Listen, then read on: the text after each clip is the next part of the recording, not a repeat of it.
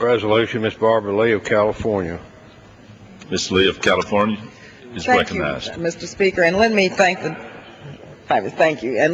gentleman from Tennessee for yielding and for your leadership and for your support to end the genocide in Darfur. And also, let me just thank our chairman, Congressman Lantos, our ranking member, Ileana Ros-Lehtinen of the Foreign Affairs Committee, Chairman Payne, and our ranking member of the Africa Subcommittee, Mr. Smith, for their leadership on the issue of Darfur and for working together to make sure that all of our efforts here continue to be bipartisan. We have over 128 co-sponsors of this resolution today. Again, thank you to Congressman Jerry Moran of Kansas, and also Congressman Jim McGovern of Massachusetts, and to all of our staffs. This is a mission that we are all on, and many of us have visited on several occasions, and each time we visit Darfur, we come back recommitted and rededicated to do what we can each and every day to end this horrific genocide. 13 years ago, the world stood by as nearly 1 million people were slaughtered in the genocide in Rwanda. The best our country could do then, unfortunately, was to apologize for our failure to act, and that was after the fact. Many of us swore that another Rwanda would never happen again on our watch. But today, Mr. Speaker, it's happening again. Nearly 3 years ago, under the bold leadership of our good friend, Chairman Donald Payne, on July 22, 2004, Congress formally declared that genocide was taking place in Darfur. Estimates indicate that nearly 450,000 people have been killed and 2.5 million innocent civilians have been displaced to date.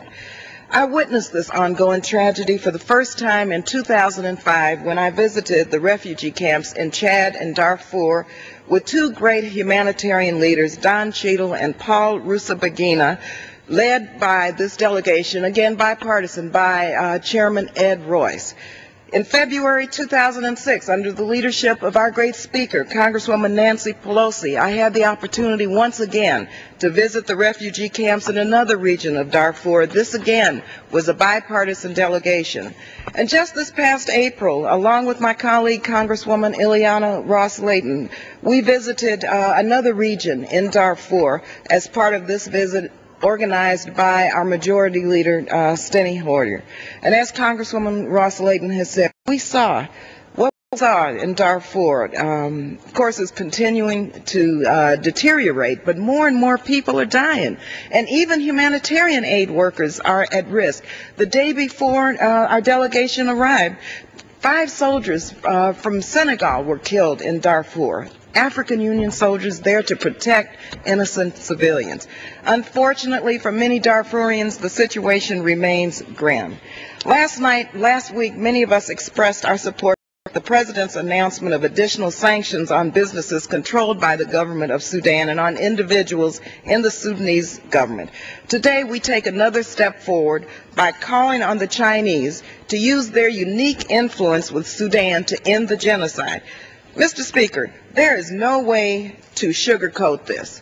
China is the principal trading partner of a genocidal regime that has thumbed its nose at the international community. China reportedly purchases as much as 70% of Sudan's oil and has canceled over $100 million in debt and has provided $20 million in funding to build a palace for General Bashir. China unquestionably has the unique ability to influence Khartoum in a positive manner, but they cannot do so by simply following a policy of appeasement. They must put real pressure on General Bashir to comply with all UN resolutions and fully, unconditionally accept the UNAU peacekeeping mission. And they must urge the Sudan to pursue a renewed peace process with all parties, and they must insist that humanitarian organizations have unfettered access to the 2.5 million people who have been displaced. Most importantly, they should deny Bashir the tools to continue perpetrating the genocide by cutting off, and I mean cutting off, all military arms sales and suspending economic opportunities and cooperation with the government of Sudan. The economic cost to China for taking these steps today minimal compared to what the benefit they would achieve if they would provide to the people of Darfur an end to the genocide and the international claim that China could win help by ending the genocide. I urge our Chinese friends not to view this resolution as a condemnation, but to view it as an opportunity to take action to end an urgent moral and humanitarian crisis. And so we're urging the Chinese government to act, and our own steps must increase to stop this horrific and unbelievable tragedy occurring on our watch. Thank you, Mr. Speaker, and I want to thank all of the members here who are speaking in support of this resolution. Gentlewoman yields back. Thank you, Mr. Speaker. I'd like to yield 2 minutes to Judge Poe of Texas.